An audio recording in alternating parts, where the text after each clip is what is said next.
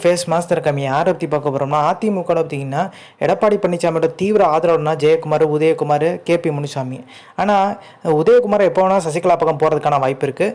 சசிகலா பக்கம் பார்த்தீங்கன்னா வெற்றி அடைய வாய்ப்பு இருக்குது இந்த இந்த சுற்றுப்பயணம். ஆனால் சசிகலா ஏற்பாடு பண்ண விதம், சசிகலா சுற்றுப்பயணம் போகிற விதம் பார்த்தீங்கன்னா மிகப்பெரிய லெவலில் தொண்டர்களை அதிருப்தி, பொதுமக்களுக்கே அதிருப்தி ஆடும் வகை தான் இருக்குது. ஏன்னா 3 மணி தான் சுற்றுப்பயணம் போகிறாங்க. கிட்டத்தட்ட 1 மணி 2 மணி வரைக்கும் பார்த்தீங்கன்னா இந்த சுற்றுப்பயணம் பார்த்தீங்கன்னா நடக்குது நைட்டு. ஸோ தொண்டர்கள் பொதுமக்கள்லாம் பார்த்தீங்கன்னா அது கேட்குறாங்களா இல்லையான்றதே தெரியல.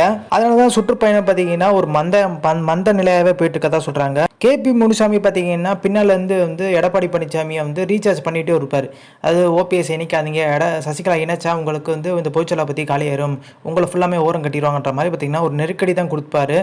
அதனால தான் ஒன்றிணையலை. அதனால தான் ஒரு 6 பேர் போய் பேசுனாங்க பார்த்தீங்களா எடப்பாடி பழனிசாமிகிட்ட சமாதானம் பேசுறதுக்கு. அதில் கேபி முனுசாமி சேர்த்துக்கிட்டாமலே அந்த 6 பேர் போயிட்டாங்க. இதுக்கு பின்னால் பார்த்தீங்கன்னா சிவி சண்முகம் இருக்காரு.